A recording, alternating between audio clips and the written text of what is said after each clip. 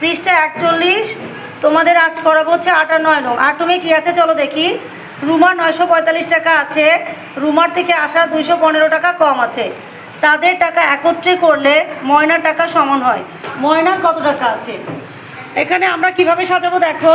রুমার আছে 945 টাকা, এটা অলরেডি কিন্তু বইতে সাজানো আছে। রুমার থেকে আসার কম আছে 215 টাকা। আমরা সিরিয়ালি লিখবো।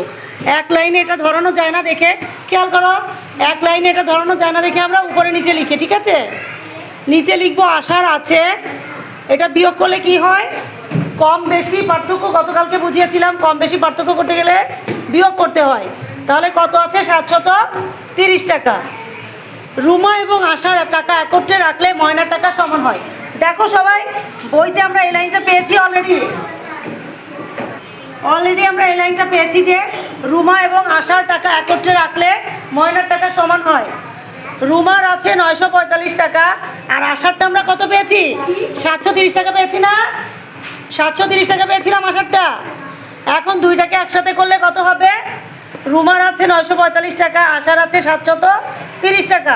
দুটোকে একত্রে করলে ময়নার টাকা বের হয়ে যাবে, তাই না? ময়নার আছে তাহলে টোটাল কত? 1675 টাকা। উত্তর হচ্ছে কত? 1675 টাকা। আমাদেরকে বলেছিল ময়নার টাকা বের করতে, তাহলে আমরা ময়নার টাকা পেয়েছি 1675 টাকা। এরপরে দেখো 9 নংয়ে কি আছে? তিনটি সংখ্যার যোগফল এত, সেগুলোর মধ্যে দুইটি সংখ্যা হচ্ছে এত ও এত হলে তৃতীয় সংখ্যাটি কত? আমাদের কোনটা বের করতে হবে? তৃতীয় সংখ্যা।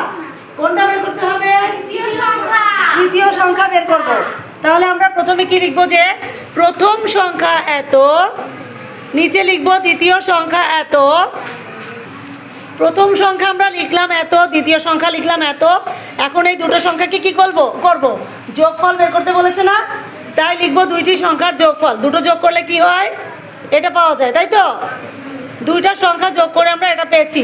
আমাদেরকে বলা হয়েছে যে তৃতীয় সংখ্যা বের করতে। অলরেডি বইতে তিনটি সংখ্যার যোগফল দেওয়া আছে না?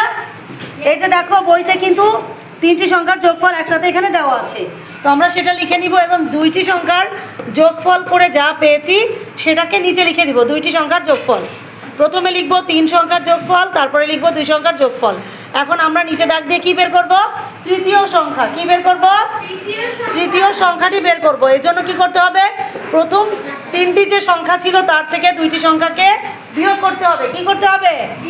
বিয়োগ করতে হবে। বিয়োগ করলে আমাদের তৃতীয় নম্বর সংখ্যাটি বের হয়ে যাবে। তো এটাই হচ্ছে তৃতীয় নম্বর সংখ্যা। সবাই কি বুঝতে পেরেছো? না বুঝলে প্রশ্ন করবে, আবার বুঝিয়ে দিব।